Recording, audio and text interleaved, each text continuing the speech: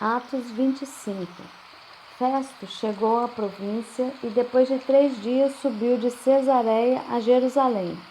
Os chefes dos sacerdotes e os mais eminentes líderes judeus compareceram diante dele e apresentaram-lhe as acusações contra Paulo. Então rogaram a Festo o favor de transferir Paulo para Jerusalém em detrimento do direito de Paulo, pois estavam tramando matá-lo na estrada. Todavia Festo respondeu: Paulo está detido em Cesareia e eu mesmo brevemente partirei para lá. Enviem comigo alguns dos seus líderes e apresentem ali os vossos protestos contra esse homem, se de fato ele cometeu algum crime. Havendo passado entre eles cerca de 8 a 10 dias, desceu para Cesareia e no dia seguinte convocou o tribunal e mandou que Paulo fosse trazido diante dele.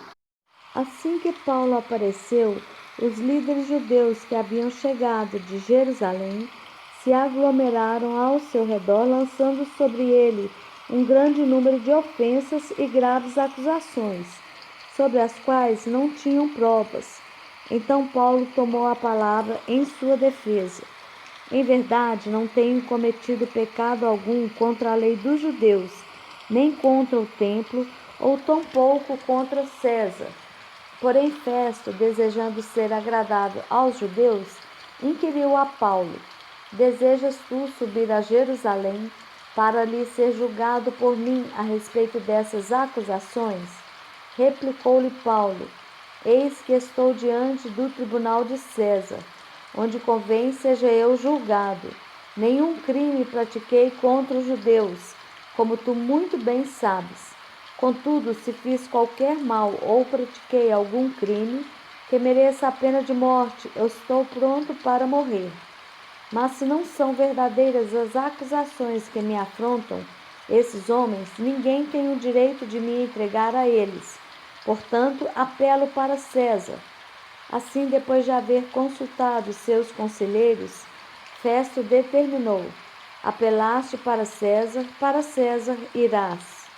Passados alguns dias, chegaram a Cesareia o rei Agripa e Berenice em visita de boas-vindas a Festo. E como ficaram na cidade por muitos dias, Festo expôs ao rei o caso de Paulo, compartilhando: há aqui certo homem que Félix abandonou na prisão.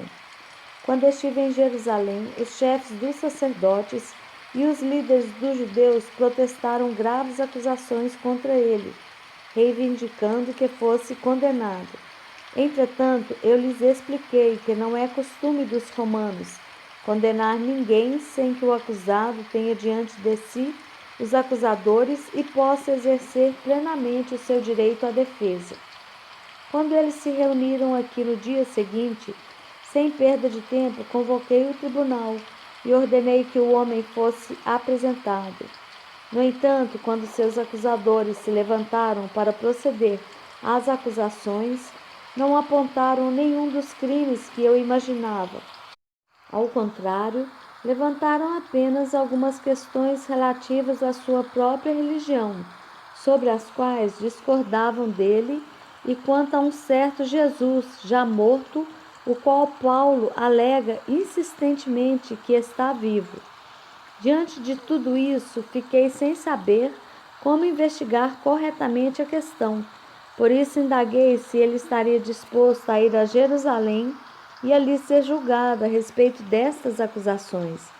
Porém, apelando Paulo para que ficasse sob custódia até ser julgado pelo imperador, ordenei que permanecesse detido, aguardando o momento em que eu o pudesse enviar a César.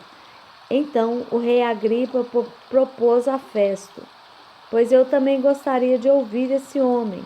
Ao que Festo consentiu: amanhã o ouvirás.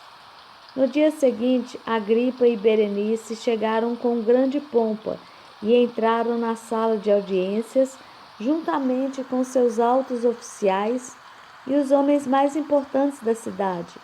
Então, por ordem de Festo, Paulo foi trazido. Em seguida, Festo declarou: Rei Agripa e vós todos que estáis presentes conosco, Vedes que aqui está o homem, por causa de quem toda a comunidade dos judeus, tanto em Jerusalém como aqui, recorreu a mim, afirmando que ele não deve mais viver. Eu, todavia, entendi que ele não havia praticado nada que mereça pena de morte.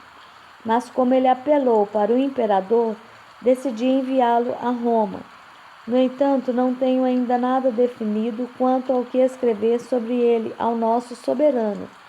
Por essa razão, eu o trouxe perante vós, especialmente diante de ti, ó rei Agripa, para que depois de realizado esse interrogatório, eu tenha informações mais claras a prestar. Porquanto não me parece sensato enviar um preso sem antes notificar as acusações que pesam sobre ele.